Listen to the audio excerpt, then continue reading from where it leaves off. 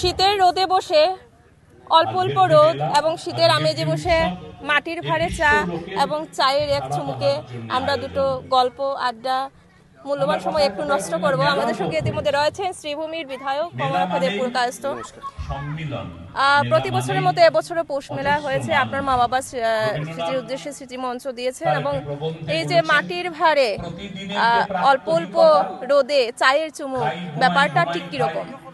দেখুন, সবচেয়ে বড় ব্যাপার হচ্ছে গিয়ে যে আমাদের সভ্যতা সংস্কৃতির প্রতীকগুলো, আমাদের কৃষ্টি কালচার, এবং বিশেষ করে আমরা যদি আমাদের অতীতকে যদি না জানি যদি, তাহলে বর্তমানকে আমরা জানতে পারবো না। তাই আগের দিনে যে পৌষ মেলা, এই পৌষ মেলার ঐতিহ্য বা কোথা থেকে শুরু হলো, শান্তিনিকেতন থেকে সেই পৌষ মেলা শুরু হলো।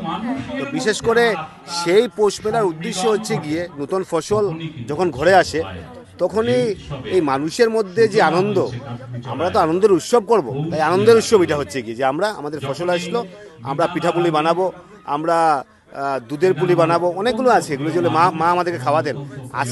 আজকের দিনে যদিও প্যাকেট লাঞ্চ, সেগুলো পুলি সেটা প্যাকেটে পাওয়া যায়, অনেক ধরনের সেগুলো পাওয়া যায়, কিন্তু সেটার কিন্তু আমেজটা অন্যরকম। এইরকম পরিবেশের মাধ্যমে যখন পুলি বানানো হয়, পিঠা বানানো হয়, যখন চা খাওয়া হয়, যখন এরকম একটা পরিবেশ থাকে, আমি মনে করি একটা মানুষ, একটা জাতি নিজের সভ্যতা সংস্কৃতি ছাড়া বাঁচতে পারে না।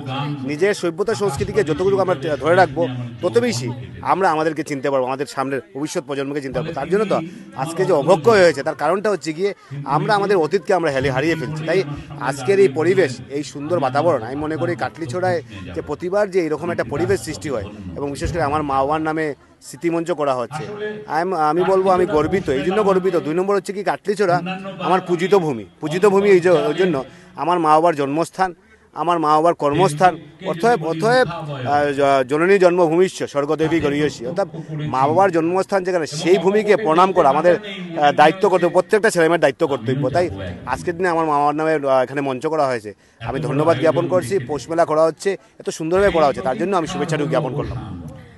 ছোটবেলায় মায়ের হাতের কোন পিঠে বা কোন পুলিটা আপনার এখনো স্মরণীয় হয়ে আছে? দেখুন, দুধ পুলিটা আমি খুব ভালোবাসতাম, এবং দুধ পুলির মাধ্যমে কি হতো, নারিকেল ভিতরে দিয়ে সেই পুলি বানানো হতো, সেটা খুব একটা লাইক করতাম না।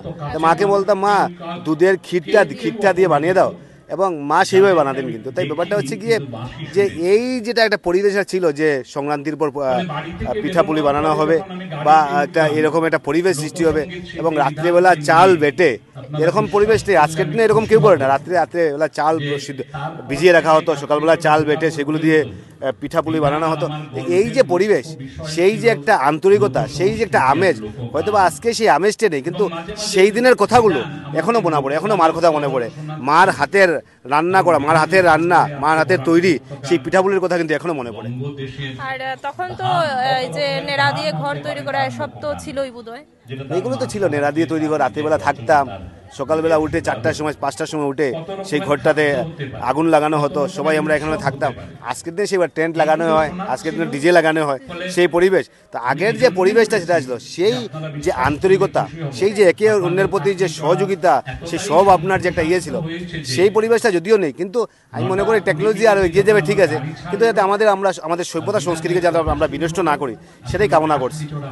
বলতে চাইছেন যত আধুনিক হোক না কেন, আমরা যাতে আমাদের সংস্কৃতিকে ধরে রাখতে পারি, এবং অন্ততপক্ষে পৌষ মাসের দিনে আমরা যদি কোথাও যাই, আমরা মিষ্টির সাথে সাথে যদি কিছু ঘরোয়া পিঠেপুলি নিয়ে যেতে পারি, সেটা আরো আনন্দদায়ক হবে।